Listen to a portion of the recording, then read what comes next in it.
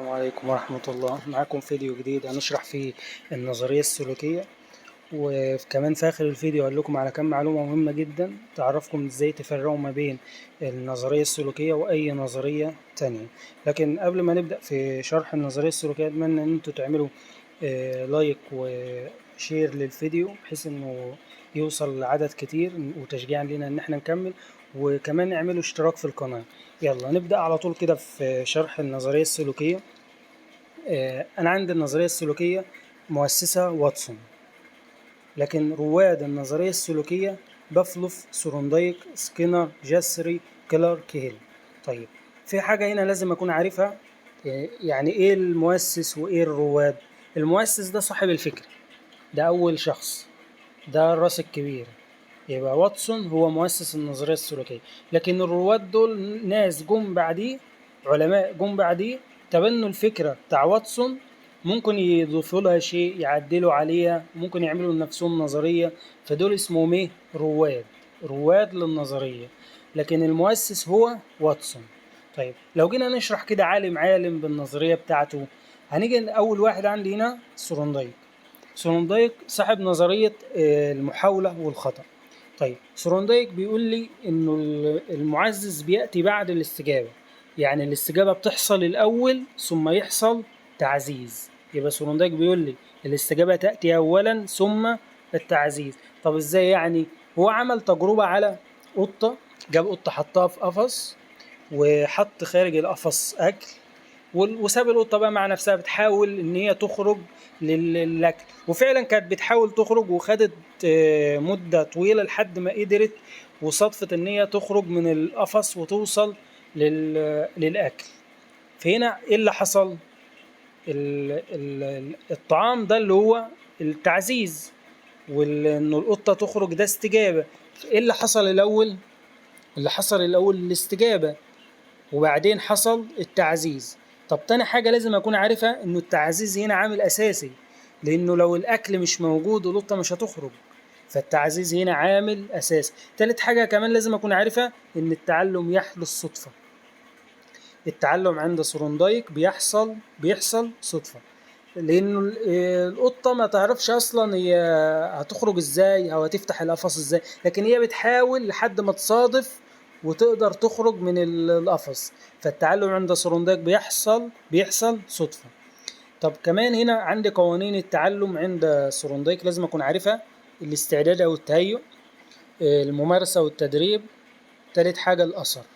طيب قانون الاستعداد أو التهيؤ، إن أنا عندي مثلا في الفصل، لو انا جيت مثلا لازم على حسب قانون الاستعداد انه لازم يكون الطالب مهيأ، وانا اديله الفرصه، مهيأ للاستجابه وانا اديله الفرصه عشان الطالب يشعر بالارتياح.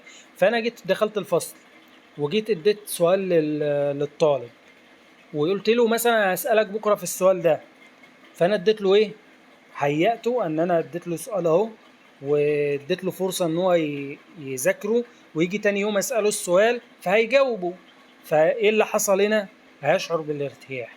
لكن لو انا جيت مثلا اديت الطالب السؤال وقلت له هسألك فيه تاني يوم، وجيت تاني يوم ما سألتوش، هيشعر بايه؟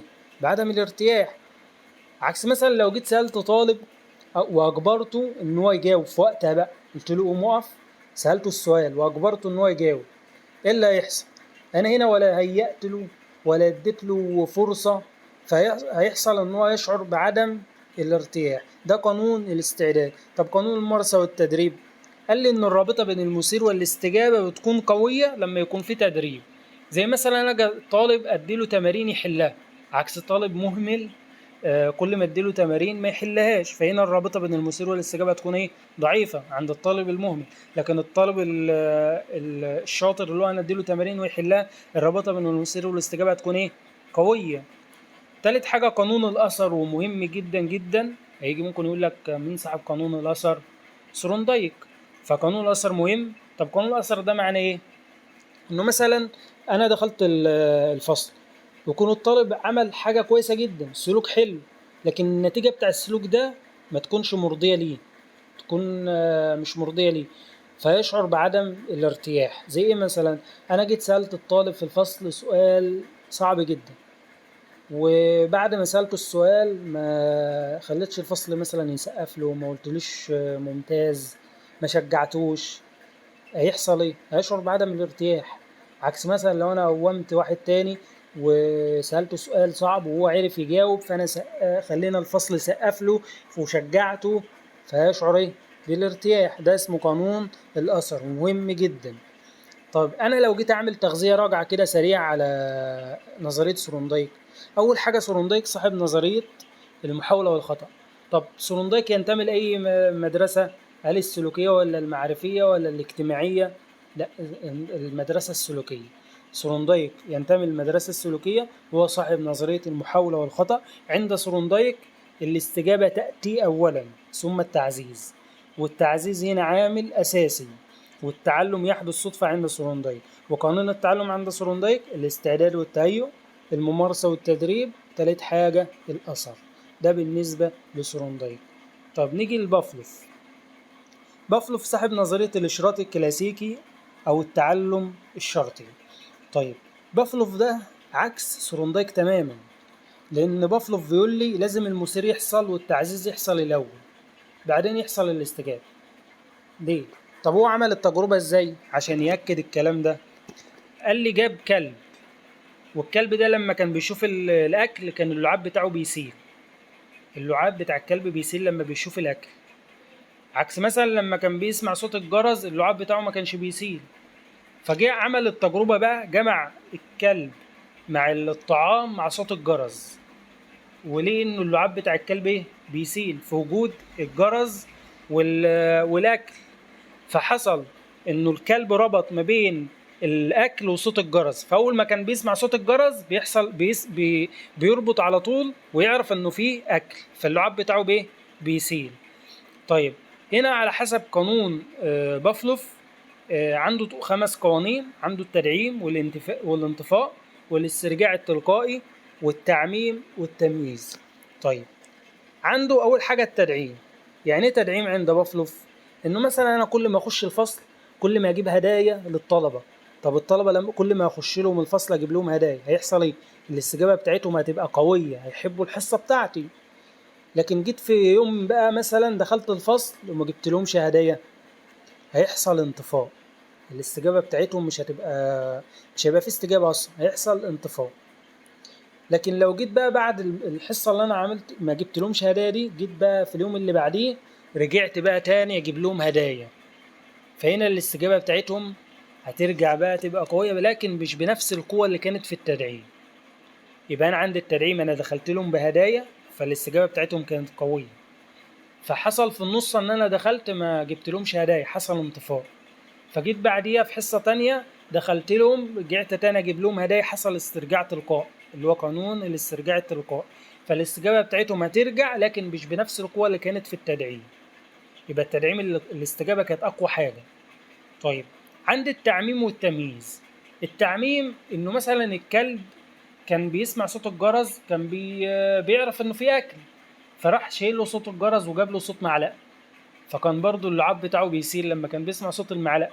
فالكلب هنا هو عايزه واتسون كان بافلوف كان عايزه يفرق ما بين صوت الجرس ويفرق ما بين صوت المعلقه، فجاب له بقى قانون بقى ايه التمييز اللي هو يعلمه بقى عشان يفرق ما بين صوت الجرس وصوت المعلقه، لانه الاتنين مش زي بعض، الجرس حاجه وصوت المعلقه حاجه. فده التعميم عكس التمييز. التعميم هو هنا بيعمم، صوت الجرس بيسمع اي صوت زي الجرس اللعاب بتاعه بيسيل على طول. فراح بقى جاي في القانون الخامس بيعلمه بقى ويدربه عشان يعرفوا يفرق ما بين صوت الجرس واي صوت تاني مشابه ليه. طيب عند بافلوف قلنا انه المثير ياتي اولا ثم الاستجابه، وهنا من معاني الاستجابه عند بافلوف من معانيها الفعل المنعكس. لازم اكون عارف دي، انه الاستجابه معناها الفعل المنعكس عند بافلوف، واعرف انه هو ينتمي للنظريه السلوكيه. طب ايه النظريه بتاعته؟ اسمها ايه؟ التعلم الشرطي او الاشراط الكلاسيكي. ايه قوانين التعلم عند بافلوف؟ التدعيم والانطفاء والاسترجاع التلقائي والتعميم والتمييز. نيجي بقى لتالت عالم اللي هو سكينر. وسكينر تحس ان النظريه بتاعته، تحس ان هو كان قاعد مطبق على النظريه بتاع سورندايك. هي مشابهة للنظرية بتاع سروندايك. ليه؟ لأنه عنده برضو الاستجابة بتحصل الأول وبعدين يحصل تعزيز.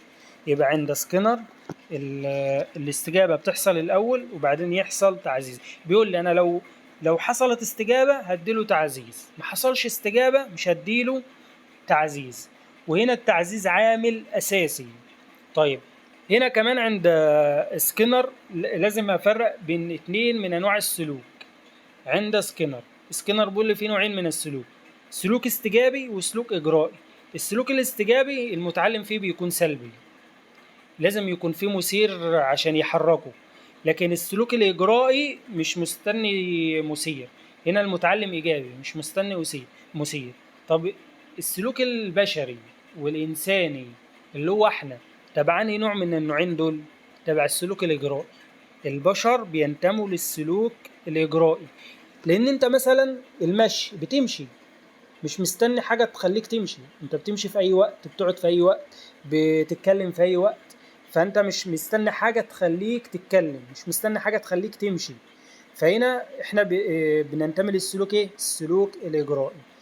يبقى سكينر صاحب نظرية الإشراط الإجرائي هو عنده نوعين من السلوك، سلوك استجابي وسلوك إجرائي، وأغلب السلوك البشري ينتمي للسلوك الإجرائي. وهنا عنده برضو التعزيز عامل أساسي زي مين؟ سروندايك.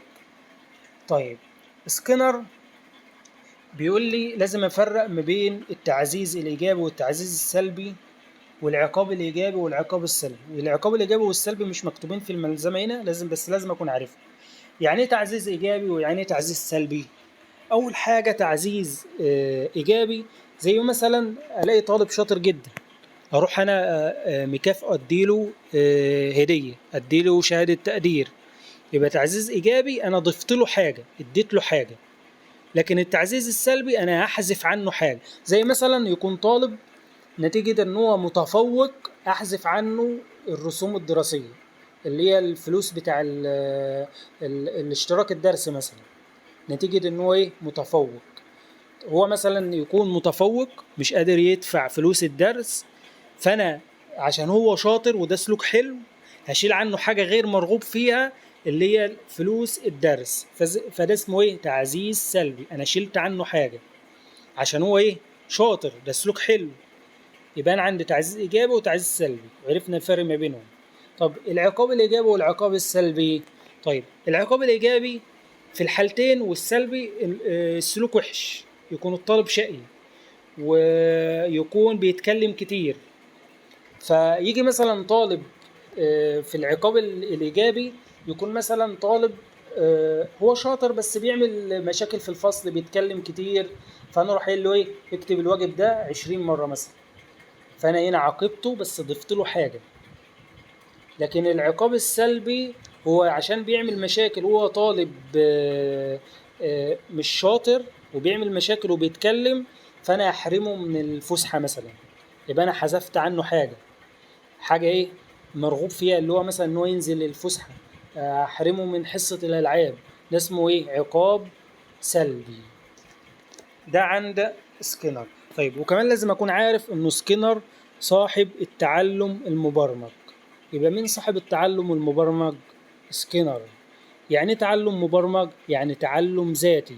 والتعريف بتاع التعلم المبرمج لازم اكون عارفه، ان هو انا اقسم الماده اللي انا عايز اتعلمها الى خطوات، الخطوات دي تكون مترتبه ترتيب منطقي، وان انا اعرض الماده دي على الطالب انه ما ينفعش يعدي المرحله الاولى الا لما يتقنها، ما ينفعش يعدي المرحله الثانيه الا لما يتقن المرحله الاولى. وكمان ان انا ممكن اقدم الماده العلميه على شكل ماده مكتوبه، ماده مسموعه، ممكن تكون مرئيه. فالتعلم المبرمج اللي هو تبع سكينر لازم اكون عارف التعريف بتاع التعلم المبرمج. طيب كمان لازم اكون عارف ان التعلم المبرمج عشان يكون فعال لازم يكون متوفر 3 شروط. طب ايه هم ال3 شروط دول؟ اول حاجة انه التعلم يكون في شكل خطوات صغيرة، تكون المادة اللي انا عايز ادرسها تكون في شكل خطوات صغيرة. تاني حاجة انه مثلا يكون في تغذية راجعة. تالت حاجة انه التعلم يكون مناسب لامكانيات الطالب او المتعلم، يكون بالسرعه المناسبه لامكانيات الطالب. يبقى ايه الثلاث شروط اللي لازم يكونوا موجودين عشان يكون التعلم المبرمج فعال؟ اول حاجه يكون الماده تكون في شكل خطوات صغيره، تاني حاجه يكون في تغذيه راجعه، تالت حاجه يكون التعلم بالسرعه اللي تناسب المتعلم. طيب ايه انواع التعلم المبرمج؟ اول حاجه يكون اول نوع خطي، تاني نوع تشعبي. النوع الخطي يكون في خط مستقيم، خط مستقيم، وانه الطالب ما ينفعش يتنقل من مرحله لمرحله الا لما يتقن المرحله اللي هو موجود فيها. هو في المرحله الاولانيه ما ينفعش يروح للثانيه الا لما يتقن الاولى. فهنا التعلم بيكون نموذج ومحتوى واحد. لكن التشعبي بيكون الماده مقسمه لاجزاء، ويكون الطالب متاح له ان هو يتعلم في اي جزء مناسب ليه. فهنا بيبقى فيه اكتر من نموذج. فهنا عرفنا عند سكينر نعمل تغذية راجعة كده سريعة ان هو صاحب نظرية الاشراط الاجرائي. تاني حاجة انه عنده انواع السلوك نوعين، سلوك استجابي وسلوك اجرائي، وقلنا السلوك البشري تبع السلوك الاجرائي. وقلنا ان التعزيز كمان عامل اساسي في عملية التعلم لانه شبه نظرية سورندايك. وكمان قلنا ان هو صاحب التعلم المبرمج. ويعني ايه تعلم مبرمج؟ يعني تعلم ذاتي. وقلنا التعلم المبرمج عشان يكون فعال لازم يكون فيه 3 شروط. الثلاث شروط دول يكون في خطوات صغيرة، يكون في تغذية راجعة، يكون التعلم بالسرعة المناسبة للمتعلم. ايه انواع التعلم المبرمج؟ اول نوع خطي، تاني نوع تشعبي. طيب نيجي بقى اللي بعد كده لواتسون اللي هو صاحب قانون التكرار. واتسون ده ليه تجربة على طفل اسمه ألبرت ده الطفل. واتسون ده عمل عليه تجارب كتير لحد الطفل ده ما انتحر من كتر التجارب اللي هو كان بيعملها عليه. الطفل اتعقد وانتحر. من ضمن التجارب اللي هو عملها عليه ان هو حطه قدام فار ما كانش بيخاف، لكن لما كان بيحطه قدام صوت مزعج ويسمعه صوت مزعج كان الطفل بيخاف ويعيط. فجه بقى جمع الفار مع الصوت المزعج قدام الطفل، فالطفل بدأ يخاف. فالطفل ربط ما بين الفار والصوت المزعج. فجي بعد كده لما كان بيشوف الفار اللي هو ما كانش بيخاف منه، لا بدأ يخاف من الفار ويعيط. فهنا قانون التكرار عند واتسون ايه؟ معناه ايه؟ انه الاستجابة التي تبقى ويحفظها الفرد هي اللي بتتكرر كتير. طيب انهي استجابة اللي اتكررت كتير؟ اللي فضلت عند الطفل اللي هو لما كان بيسمع الصوت الايه المزعج مع وجود الفار. طيب تاني قانون بقى عند بدل قانون التكرار في قانون تاني اللي هو قانون الحداثة أو الجدة. معناه ايه ده؟ انه الاستجابة الأكثر حداثة، الاستجابة الحديثة هي اللي بتغلب على السلوك الطفل. الاستجابة الحديثة هي اللي بتغلب. هو الأول ما كانش بيخاف من الفار، لكن لما بقى يتعرض للفار مع الصوت المزعج بقى يخاف من الفار. طيب وهنا واتسون بيقول لو اديتني 10 أطفال أصحاء يعني أسوياء مفهومش أي مشاكل، لو اديتني ال10 أطفال دول أنا هشكلهم وأصنع منهم طبيب ومهندس ومحامي وحرامي، بغض النظر بقى عن البيئة اللي هم جايين منها. يعني لو طفل جاي من بيئة فيها دكاترة ومهندسين أنا ممكن أطلعه لك حرامي. اللي هو واتسون يعني هو اللي بيقول كده. ده على حسب كلام واتسون. طيب ده بالنسبة لواتسون اللي هو صاحب قانون التكرار. طيب نيجي بقى لجسري اللي هو صاحب نظرية الاقتران. طب جسري صاحب نظرية الاقتران اللي هو هنا بيقول لي ايه بقى جسري؟ انه الارتباط بين المثير والاستجابة مرة واحدة بس بتكفي لتعلمها. زي ايه مثلا؟ زي مثلا الطفل، انا لو جبت طفل والطفل ده اتلسع من النار، فهو هنا ايه؟ ربط ان انا لو قربت من النار هتلسع فما بيقربش منها تاني. فهنا جسر بيقول لي انه الارتباط بين المثير والاستجابة مرة واحدة بتكفي ان انت تتعلم. ده بالنسبة لجسري اللي هو مبدأ الاقتران. طب نيجي بقى لاخر واحد اللي هو كلارك هيل عشان نقول الحاجات المهمة في الاخر. كلارك هيل بيقول لي اللي هو صاحب نظرية الحافز او الدافع. كلارك هيل بيقول انه اي كائن بشري لازم يكون جواه دافع داخلي او حافز خارجي عشان يتعلم. انت مثلا جواك دافع داخلي ان انت تتعلم عشان تبقى حاجه كويسه، ولازم يكون عندك حافز خارجي مثلا زي ايه مثلا؟ زي مثلا والدك يجي يقول لك لو طلعت الاول على المدرسه هجيب لك تليفون، لو طلعت الاول على المدرسه هجيب لك عجله. فده اسمه ايه؟ حافز، حاجه خارجيه في البيئه المحيطه بيا. لكن الدافع دي حاجه ايه؟ جوايا انا. طب نيجي بقى اللي هي ايه؟ العاده دي اللي هي حاجه ايه؟ تربط ما بين الاثنين. ده بالنسبه لكلارك هيل. طيب ايه بقى الحاجات المهمه اللي انا لازم اكون عارفها وتسهل عليا اول ما اشوفها اعرف انه دي المدرسه السلوكيه على طول؟ اول ما اسمع كلمه مثير، استجابه، تعزيز، اعرف على طول ان دي مدرسه سلوكيه على طول. يبقى مثير، استجابه، تعزيز، دي مدرسه سلوكيه. اول ما اسمع كلمه حفظ او تلقين دي برضه مدرسه سلوكيه. والمدرسه السلوكيه بتهتم بالسلوك الخارجي. المدرسه السلوكيه بتهتم بالسلوك الخارجي. وكمان اعرف انه الانطفاء، اول ما اشوف كلمه انطفاء اعرف على طول انها سلوك ايه؟ ده بقى تبع المدرسه السلوكيه. يعني انطفاء، زي مثلا انا جيت دخلت الفصل ولقيت مثلا سالته سؤال، وطفل مثلا طالب مثلا بيرفع ايده بس الطالب ده بيتكلم كتير، ممكن اختار زميله اللي قاعد ساكت واكرر التجربه دي كتير. فالطالب اللي هو بيتكلم كتير ده اول ما اسال بعد كده هيرفع ايده بسهوله جدا. ليه؟ لان انا عملت له عمليه انطفاء، ما اخترتوش في الاول. يبقى المدرسه السلوكيه اعرف اول ما اسمع او اشوف كلمه مثير، استجابه، حفظ، تلقين، تعزيز، اطفاء، ده على طول مدرسه سلوكيه. وقلنا ان المدرسه السلوكيه بتركز على السلوك الخارجي للفرد. طيب ايه بقى التطبيقات المهمة اللي لازم اكون عارفها؟ انه المدرسة السلوكية بتهتم بالتلقين، انها بتلقن الطالب، مش زي التعليم اللي احنا كنا بنتعلمه عبارة عن تلقين. وان عقل الطالب عبارة عن صندوق. ايه النظرية اللي بتعتبر عقل الطالب صندوق؟ المدرسة السلوكية انه عقل الطالب ده عبارة عن صندوق، انت بتحشيه بقى معلومات اللي انت عايزها، بتشكله زي ما انت عايز. فدي المدرسة السلوكية. كمان دور المتعلم اللي هو الطالب دوره سلبي في المدرسة السلوكية لأنه هو متلقي. لكن دور المعلم، الدور الأكبر في المدرسة السلوكية على المعلم. الدور الأكبر على المعلم، لأنه هو هنا هو اللي بيحفظ، هو اللي بيهيئ، هو اللي بيعمل استعداد، هو اللي بيعمل كل حاجة. والطالب ولا بيعمل أنشطة ولا بيتعاون ولا بيستخدم استراتيجيات، ما بيعملش أي حاجة. وعقل الإنسان هنا زي عقل الحيوان.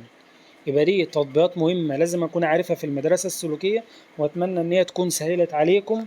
وإن شاء الله نحاول نشرح المرة اللي جاية المدرسة المعرفية.